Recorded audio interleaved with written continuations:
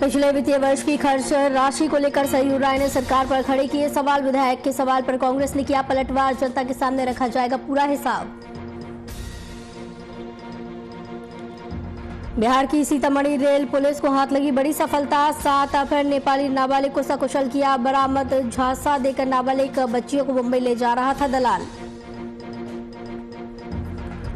बेरमो में चलाया गया वाहन चेकिंग अभियान। बिना हेलमेट और सीट बेल्ट वालों के काटे गए चालान। लोगों से यातायात नियमों का पालन करने की अपील।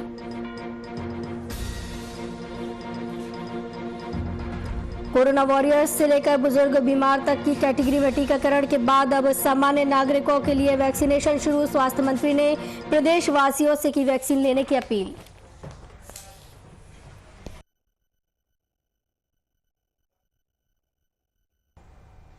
नमस्कार, वीआईपी न्यूज में आपका स्वागत है। आपके साथ मैं हूं आस्था श्रीवास्तव। होली के मौके पर सोशल डिस्टेंसिंग और मास्क के नियमों को सही नहीं मानने का साफ नतीजा कोरोना केसेस के बढ़ते नंबरों में दिख रहा है।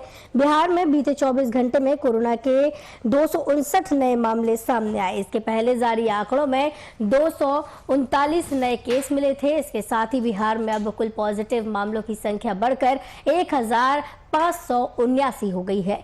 पटना में भी बीते 24 घंटे में 78 नए मामले मिले। वहीं झारखंड में 690 नए पॉजिटिव मरीजों की पहचान की गई। इनमें से सर्वाधिक रांची से 369 और पूर्वी सिंहभूम से 71 मरीज शामिल हैं। अब पूरे राज्य में कोरोना संक्रमित मरीजों की संख्या 1,24,201 हो गई है। इनमें से 1,20,263 ठीक हो चुके हैं। तो वहीं पूरे राज्य में सक्रिय मरीजों की संख्या 2,825 हो गई है। आपको बता दें कि लगातार कोरोना के नए मामलों में बढ़ोतरी हो रही है। दूसरा स्ट्रेन कोरोना के अपने पैर पसारता जा रहा है। इसी के चलते कल वैक्सीनेशन भी शुरू कर दिया गया है। होली के मौके पर सोशल डिस्टेंसिंग और मास्क के नियमों को नहीं माना गया है, जिस वजह से लगातार बिहार झारखंड में नए केसों में बढ़ोतरी हो रही है। बिहार में बीते 24 घंटे के अगर आंकड़ों की बात की जाए तो 259 नए मामले सामने आए हैं। बिहार के सीतामढ़ी जिले से बड़ी खबर सामने आई है, जहां 7 अपहरण नेपाली नाबालिग को सीतामढ़ी रेल पुलिस ने बरामद किया।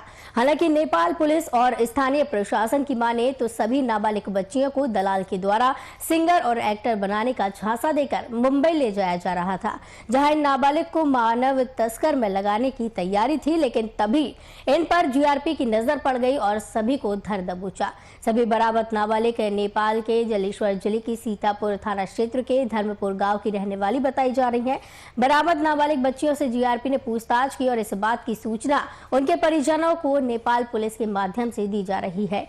फिलहाल सभी नाबालिग बच्चियों को चाइल्ड लाइन के संरक्षण में रखा गया है।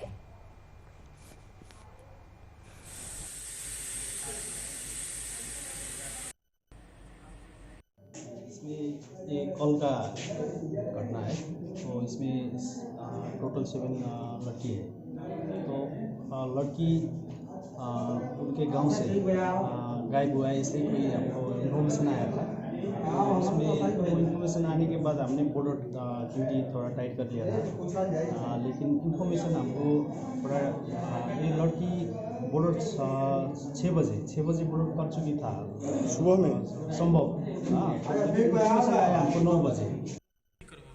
खबर की तमाम जानकारी के लिए हमारे साथ संवाददाता चंदन देव जुड़े हुए हैं। चंदन, जिस तरीके से ये पूरा मामला देखा गया है, 7 अपहरण नेपाली नाबालिग को बरामद किया गया है, क्या कुछ ये पूरा मामला देखा जा रहा है? पुलिस की तरफ से क्या कुछ कार्रवाई की गई है इस मामले को लेकर? आप देख सकती हो कि नेपाल में जलेश्वर जिला है जी, वहाँ की 7 लड़कियों को नेपाल से मुंबई ले जाया जा रहा था सिंगर और डांसर बनाने के नाम पे। जी, अब असली मकसद उसका था देह व्यापार में सभी लड़कियों को बेचना। जी, ये मतलब जलेश्वर से इंडिया में आना एक बहुत बड़ी बात है। जी, इनके जवान बॉर्डर पे दिन रात तैनात रहते हैं, लेकिन नेपाल से और इंडिया में आने के बहुत सारे खुफिया रास्ते हैं। जी, जिस रास्ते इन लोगों को लेकर सीतामढ़ी रेलवे स्टेशन लाया गया था, जहां से उन्हें मुंबई में जाना था जी लेकिन सुबह में जब गश्ती के दौरान देखा जीआरपी पुलिस ने तो 7 लड़कियां एक जगह बैठी थी जिसमें 5 लड़कियां नाबालिग थी। जी सभी लड़कियों को जीआरपी ने अपने कब्जा में लेकर और नेपाल पुलिस को सूचना दी और उसके बाद नेपाल पुलिस वहां पहुंचने के बाद सभी गार्जियनों को सूचना देकर सभी बच्चियों को उनके घर वाले के हवाले कर दिया गया है। जी जी, किस तरीके से बताया जा रहा है कि नेपाल से भारत तक आना बहुत मुश्किल सफर ये रहा है और बॉर्डर भी बीच में पड़ता है, तो किस तरीके से नेपाल से भारत तक का सफर इन्होंने किया है? क्या इस दौरान कोई चेकिंग नहीं की गई है? इन लड़कियों को पूछताछ के दौरान बताई हमें बॉर्डर के दौरान नहीं लाया गया है। जी बॉर्डर से सटे साइड से बहुत सारे ऐसे इलाके हैं जहां से देहात से और इंडिया का बॉर्डर और नेपाल का जो है तो बीच में खाली जगह है जी, जिसके द्वारा ये लोग जंगल के रास्ते से इन लोगों को भीटा मोड़ से थोड़ी दूरी पे भीटा गांव है उस होकर इन लोगों को खुफिया रास्ते के द्वारा जो है तो इंडिया में प्रवेश करवाया गया था। जी जी, बहुत बहुत धन्यवाद चंदन देव, संवाददाता हमारे साथ इस खबर की तमाम जानकारी के लिए जुड़े हुए थे। इसी खबर पर हमारे साथ शशांक दुबे वरिष्ठ संवाददाता जुड़े हुए हैं जानकारी के लिए। शशांक जी, जिस तरीके से ये पूरा मामला सामने आया है, 7 लड़कियों को बरामद किया गया है जो कि नेपाल से यहां तक आई थी, जिस तरीके से उन्हें लाया गया और देह व्यापार की ओर लड़कियों को धकेला जा रहा था, क्या कुछ इस पर प्रतिक्रिया जाहिर की जा रही है प्रशासन की तरफ से? देखिए, जो 7 लड़कियां जो नेपाल से लाई जा रही थी जी, वो उनको पुलिस ने रेस्क्यू किया है। मैं बरामद करना नहीं कहूँगा, उनको पुलिस ने रेस्क्यू किया है और रेस्क्यू करने के बाद जो लोग ले जा रहे थे उनके खिलाफ कार्रवाई की जाएगी। देखिए, आस्था सबसे बड़ी बात है कि जो देश के अंदर ट्रैफिकिंग है, चीज को चाइल्ड ट्रैफिकिंग कह सकते हैं, चाइल्ड एंड वीमेन ट्रैफिकिंग कह सकते हैं, इसके खिलाफ बहुत दिनों से अभियान देश के अंदर चल रहा है। आजादी के बाद ही ये महसूस किया गया था कि भारत के कई राज्यों से, चाहे वो सीमावर्ती राज्य हो, नेपाल भी भारत से जुड़ा हुआ माना जाता था, तो नेपाल से और बिहार हो गया, झारखंड है जो आज झारखंड बना है, उड़ीसा है, इन तमाम जगहों से बच्चों की ट्रैफिकिंग की जाती है, चाहे वो गर्ल चाइल्ड हो या बॉय चाइल्ड हो, और बड़े पैमानों पर इनको ऐसे धंधों में ठेला जाता था, ऐसे कामों में ठेला जाता था जो कहीं ना कहीं अनैतिक है और उसकी जगह नहीं है। तो 1956 में women and child trafficking act, prevention act बनाया गया था जी, जो कहीं ना कहीं बच्चों को, खास करके लड़कियों को सुरक्षा देता था कि उनको इस तरह की ट्रैफिकिंग से बचाया जाए। और खास करके जो लड़कियों की ट्रैफिकिंग होती है, गर्ल्स एंड विमेन ट्रैफिकिंग होती है, वो कोसी सीमांचल के इलाके में, बिहार में बड़े पैमाने पे होती है। उसको कई रूप में किया जाता है। पहले काम के नाम पर लड़कियों को बाहर भेजने की प्रथा थी, बाद में शादी करके, बाहर से लोग आते थे और शादी करके ले जाते थे, फिर बाद में उनको अनैतिक कार्यों में, खास करके देह व्यापार में लगा देते थे। तो जो विमेन ट्रैफिकिंग का अलग अलग तरीका है, चाइल्ड ट्रैफिकिंग का अलग अलग तरीका है, उनको अब लोग लगाने लगे हैं। इसके लिए देश के अंदर कई कानून बने हैं, लेकिन मैंने काम किया है, कोसी में काम किया है, सीमांचल के इलाके में काम किया है, तो बड़े पैमानों पर बच्चों की ट्रैफिकिंग होती है, लड़कियों की ट्रैफिकिंग होती है। और ये जो नेपाल से लड़कियां लाई जा रही थी, बताया जा रहा है कि इनको बताया गया था कि आप सिंगर और डांसर बनाई जाएंगी। क्योंकि देश के तमाम, ऐसे आप मुंबई चली जाएं, कोलकाता चली जाएं या अरब के देशों में, तमाम नेपाल से लड़कियों को भेजा जाता है जो होटल में काम करती हैं, डांस का काम करती हैं, तो उनको डांस का ये कहीं पर काम दिलाने के नाम पर झांसा देकर ले जाया जा रहा था। लेकिन बहुत सारी लड़कियां, कुछ अपवादों को छोड़ दिया जाए तो अधिकांश को सेक्स वर्कर के रूप में यूज किया जाने लगता है, चाहे वो गल्फ कंट्री भेज दिया जाता है या फिर लोकल स्तर पर उनको भेज दिया जाता है जी।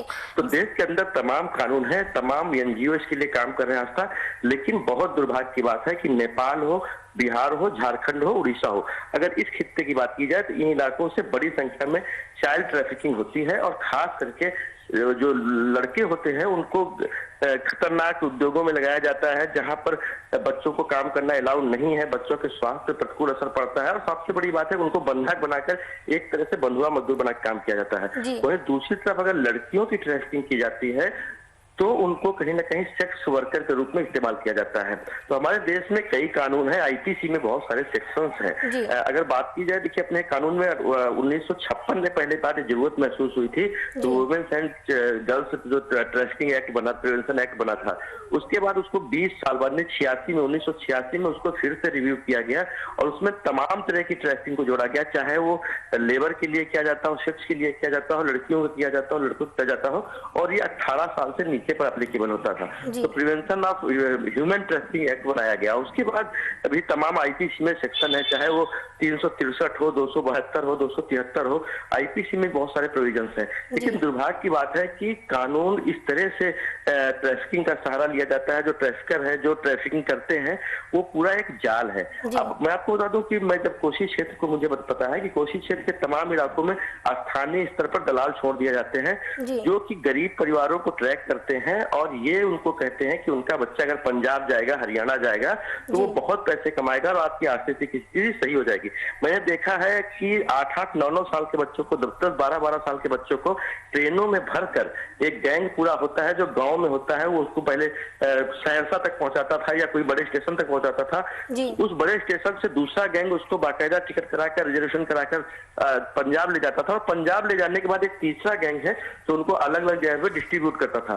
तो पूरे देश में जो बच्चों की ट्रैफिकिंग है, चाहे वो लड़कियों की ट्रैफिकिंग हो या लड़कों की ट्रैफिकिंग हो, इसके लिए पूरा एक नेक्सस है और जो कानून के सेक्शंस हैं उनसे बचाकर निकलने की पूरा एक तरीका उन्होंने डेवलप कर रखा है। आप जी शशांक जी, बिल्कुल सही कहा कि तमाम कानून बनाए गए हैं, तमाम एक्ट बनाए गए हैं, लेकिन फिर भी प्रशासन लचर दिखाई देती है। चाहे सीमावर्ती राज्यों की बात की जाए या फिर सीमावर्ती देशों की बात की जाए, लगातार ऐसे मामलों में बढ़ोतरी हो रही है। महिलाओं की तस्करी हो, बच्चियों की हो या फिर कोई भी ट्रैफिकिंग हो, लगातार मामले बढ़ रहे हैं। तो कहीं ना कहीं ये पूरा प्रशासन की लचर व्यवस्था को दर्शाता है। प्रशासन कोई सख्त कदम नहीं उठाता, इसलिए ये सारे मामलों में बढ़ोतरी हो रही है। देखिए, ऐसा दो तरह की बातें हैं। एक जो ट्रैफिकिंग होती है वो बच्चों को गायब करके होती है, यानी किसी का बच्चा मिस हो गया हो, चाहे गरीब हो, अमीर हो, कोई भी हो सकता है। आमतौर पर देखेंगे कि जहां पर धार्मिक स्थल है, चाहे देखिए एक रिपोर्ट आई थी जहां शिरडी से बहुत ज्यादा बच्चे गायब हो रहे थे, तो वहां पर एक ग्रुप सक्रिय होता है। तमाम धार्मिक स्थल है, भीड़ भाड़ वाले इलाके हैं, वहां जहां से बच्चे मिस होते हैं या गायब कर दिए जाते हैं। लेकिन एक दूसरा है जो परिजन ही अपने बच्चों को सामाजिक और आर्थिक कारणों से बाहर भेजते हैं, उनको लालच दिया जाता है और एक पूरा पहले से नेटवर्क तैयार किया जाता है, लोग सक्रिय होते हैं। तो एक एक्सीडेंटल होता है और एक ऑर्गेनाइज्ड होता है। कई जगहों पर आप देखेंगे जहां गांव में काफी गरीबी है, वहां के बच्चे ट्रेनों में भर भर के जाते हैं। लड़कियां भी कहीं ना कहीं काम दिलाने के बहाने या अच्छे सपनों के, अब झारखंड की बात कर ली जाए तो झारखंड की तमाम लड़की, आदिवासी लड़कियों को बड़े घरों में दाई के रूप में ले जाने की प्रथा, लोग ऐसा मानते थे कि वहां भेजेंगे, पहले लोग भेजते भी थे। बाहर नर्स का काम दिलाने के नाम पर ले जाते हैं, लेकिन उनको कहीं ना कहीं इमोरल कामों में लगा दिया जाता है। तो इमोरल ट्रैफिकिंग एक्ट इसी को प्रिवेंट करने के लिए बनाया गया था। लेकिन जब घर वाले ही तैयार होते हैं तो कभी ना कभी ये इनएक्टिव हो जाता है। लेकिन जब बाद में वो नहीं ट्रेस होती है, नहीं मिलती हैं, तब जाकर ये मामला होता है, तब तक बहुत देर हो चुकी होती है। तो ऐसे में दो तरह के मामले हैं, एक जो है इमोरल ट्रैफिकिंग जो ऑर्गेनाइज्ड है और एक जो गायब हो जाती है, गुमशुदा हो जाते हैं। तो कहीं ना कहीं प्रशासन के साथ साथ सामाजिक दायरा जो है ये भी जिम्मेवार है, क्योंकि बहुत सारे लोग अपनी गरीबी, पावर्टी के कारण ऐसा करते हैं। मैंने बहुत तमाम इलाकों में देखा है, सीमांचल के इलाकों में देखा है, अगर बिहार की बात की जाए कोसी के इलाके में देखा है, अररिया, सहरसा, मधेपुरा, पूर्णिया, ये तमाम इलाकों में एक संगठित गिरोह है जो बहुत गरीब, बहुत एक्सट्रीम पॉवर्टी के इलाके जहां पर हैं, वहां पर वो सक्रिय होते हैं और उनको बेहतर भविष्य के सपने दिखाकर उनके परिजनों से ले जाते हैं और वहां से उनको पैसे भी भेजा जाता है कुछ दिन, लेकिन कुछ दिन के बाद वो ट्रेसलेस हो जाते हैं। जी बहुत बहुत धन्यवाद शशांक दुबे जी, हमारे साथ वरिष्ठ संवाददाता इस खबर की तमाम जानकारी के लिए जुड़े हुए थे। तो बता दें कि लगातार कानून बनाए जा रहे हैं, अभियान भी चलाए जा रहे हैं जागरूकता फैलाने के लिए, लेकिन फिर भी ट्रैफिकिंग के मामलों में कमी नहीं आ रही है। एक बार मामला अब सामने आया है जहां पर नेपाल से लाई जा रही नाबालिगों को बरामद किया गया है, जिन्हें मुंबई ले जाया जा रहा था। वित्तीय वर्ष 2020-21 के समापन के साथ बीजेपी विधायक दल के नेता बाबूलाल मरांडी ने प्रदेश कार्यालय में प्रेस कॉन्फ्रेंस का आयोजन किया। इस दौरान उन्होंने आय और व्यय समेत कई मुद्दों को लेकर राज्य सरकार पर निशाना साधा। उन्होंने राज्य सरकार द्वारा खर्च किए गए 75% राशि का हिसाब भी मांगा। साथ ही हेमंत सरकार के राज्य में पुलिस की कार्यशैली पर सवाल खड़े किए।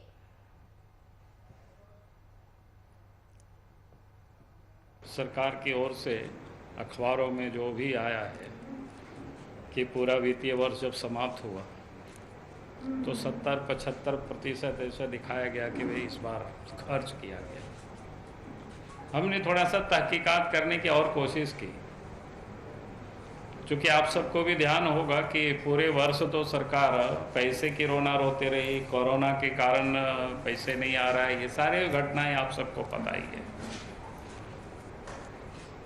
और उसके बाद हमने वित्त विभाग से भी कंसल्ट करने की कोशिश की, तो वित्त विभाग से भी पदाधिकारियों का कोई सटीक जवाब तो नहीं आया। किसी ने बताया कि नहीं, अभी पूरी तरह से कंपाइल नहीं हुआ है, कंपाइल हो जाएगा तो वित्त मंत्री की ओर से अधिकृत रूप से जनता को बता दी जाएगी। फिर किसी अफसर ने बताया हमें कि नहीं, 83% खर्च हो गया। हमें बड़ी ताज्जुब लगता है कि चूँकि पिछले साल की बजट आप सबको पता है कि 86,000 करोड़ रुपया था, उससे अधिक का।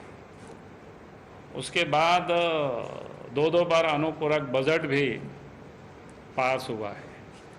अगर उस सबको आप जोड़ देते हैं तो लगभग नहीं, 96,000 करोड़ से अधिक का बजट 20 और 21 के वित्तीय वर्ष में सरकार ने पास कराए थे। और इतनी बड़ी राशि में से अगर 83% खर्च हो, 70 या 75% या अभी भी बिल्कुल संदेह है, तो ये समझ में नहीं आखिर काम हुआ कहाँ।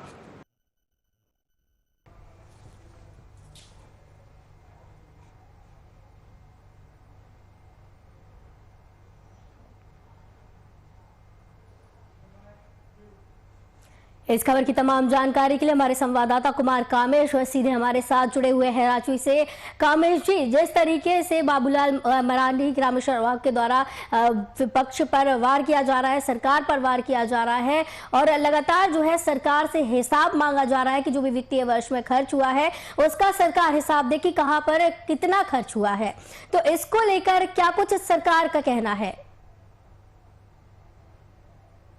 देखिए आस्था, जो वित्तीय वर्ष 2020-21 की अगर बात की जाए तो 2020-21 कहीं ना कहीं जो वित्तीय वर्ष था वो कहीं ना कहीं कोरोना संक्रमण काल से प्रभावित रहा है। और इस कोरोना संक्रमण काल में भी जिस तरह से राज्य सरकार अब यह दावे कर रही है कि जो वित्तीय वर्ष के जो बजट था उस बजट के अनुसार जो है 83% राशि जो है खर्च हो चुकी है, तो ऐसे में जो विपक्ष है भारतीय जनता पार्टी, इस पे सवाल उठाना उसका लाजमी था।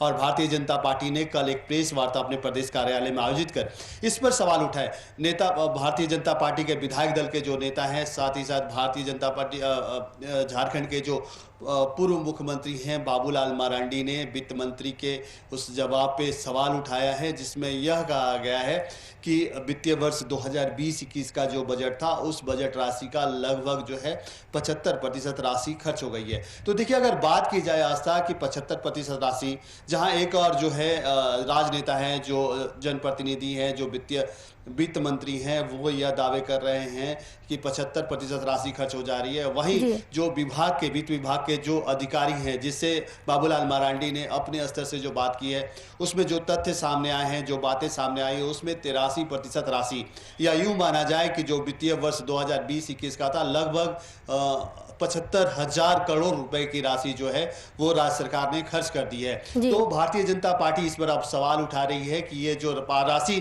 खर्च की गई है, ये राशि किन किन योजनाओं पे खर्च की गई है और उन योजनाओं पे कितना रुपए खर्च हुए हैं। तो ऐसे में जो वर्तमान सरकार है, महागठबंधन की सरकार है, यह आम जनता को जवाब दे कि यह राशि कहां खर्च हुई है। जहां एक और राज्य सरकार कोरोना संक्रमण काल में यह सवाल उठा रही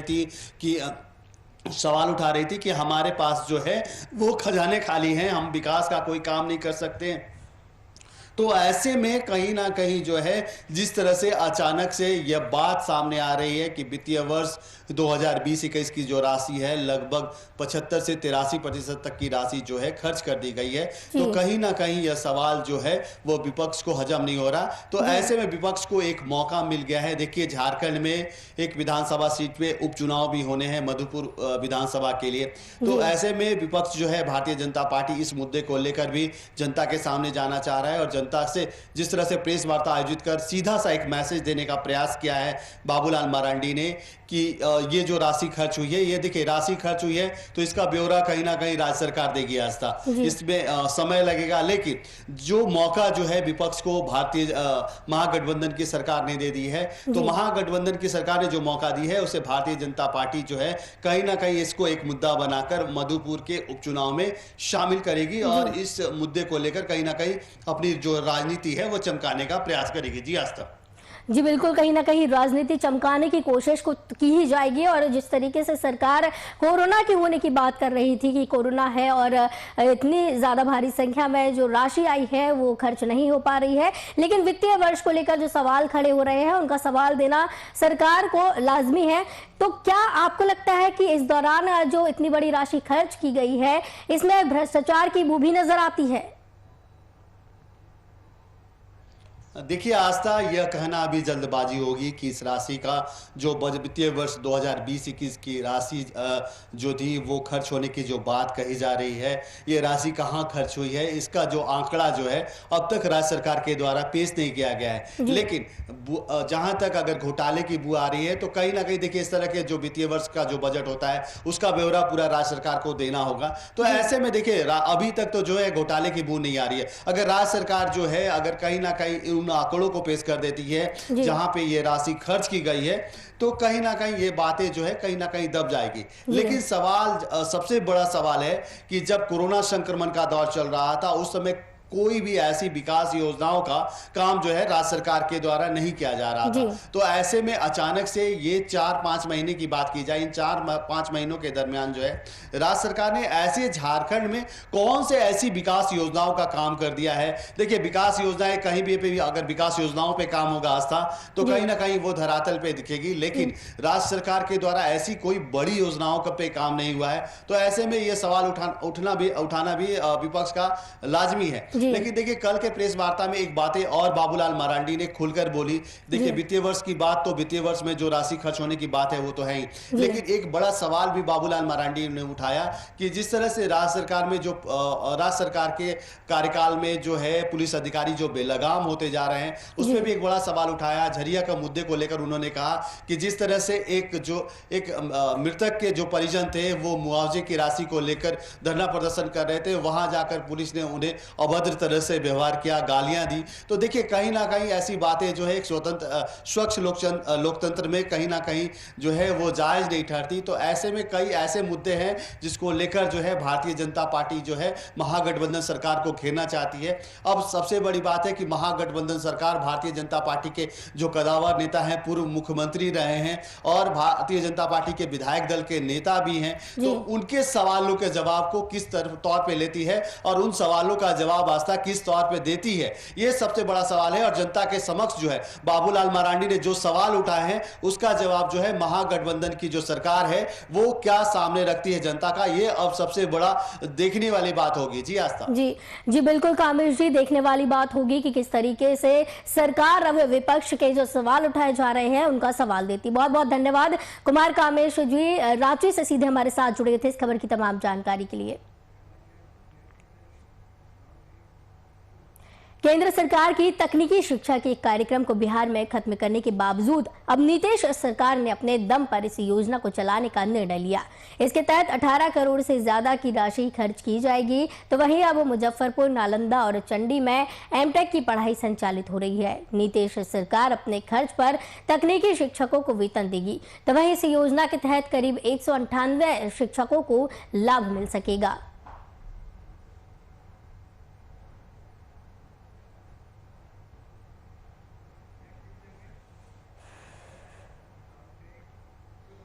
नवादा सहित राज्य के कई जिलों में जहरीली शराब से हुई मौत पर युवा कांग्रेस ने नीतीश सरकार के शराबबंदी पर जमकर निशाना साधा। युवा कांग्रेस के उपाध्यक्ष आनंद मंजीत साहू ने बताया कि सरकार की शराबबंदी पूरी तरह से फेल है और सरकार अपने संरक्षक में शराब माफियाओं को रख रही है, जिससे शराब आम रूप से लोगों को मिल रही है। युवा कांग्रेस उपाध्यक्ष ने इस मामले में न्यायिक जांच की मांग की है।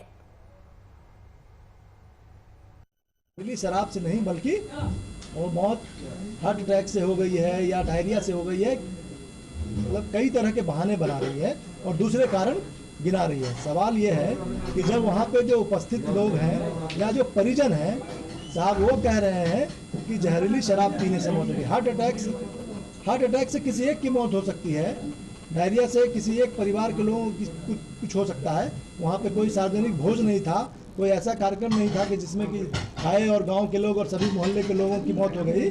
तो 2-3 सवाल सबसे अहम है कि राज्य में पूर्ण शराब बंदी है, बावजूद इसके हर जगह शराब बिक्री हो रही है और उससे गरीब गुरबा सभी प्रकार सभी तबके के लोग हैं जो उसके चपेट में आ रहे हैं, जहरीली शराब के चपेट में आ रहे हैं और परिवार तबाह हो जा रहा है। पश्चिम बंगाल की मुख्यमंत्री ममता बनर्जी की मुश्किलें लगातार बढ़ने लगी हैं। पश्चिम बंगाल की चुनावी जनसभा में बिहार और उत्तर प्रदेश के लोगों को सीएम ममता द्वारा गुंडा कहे जाने से नाराज सामाजिक कार्यकर्ता तमन्ना हाशमी ने मुजफ्फरपुर व्यवहार न्यायालय में उनके खिलाफ मुकदमा दर्ज कराया। इस मामले पर कोर्ट ने अगली सुनवाई की तिथि 8 अप्रैल को निर्धारित की है। देखिए, आज मैंने पश्चिम बंगाल की मुख्यमंत्री ममता बनर्जी के खिलाफ मुजफ्फरपुर के सीजीएम कोर्ट में मुकदमा दायर किया है बिहारियों के अपमान को लेकर। उन्होंने नंदीग्राम में अपने भाषण में बिहारियों को गुंडा बताया। क्या बिहारी गुंडे हैं?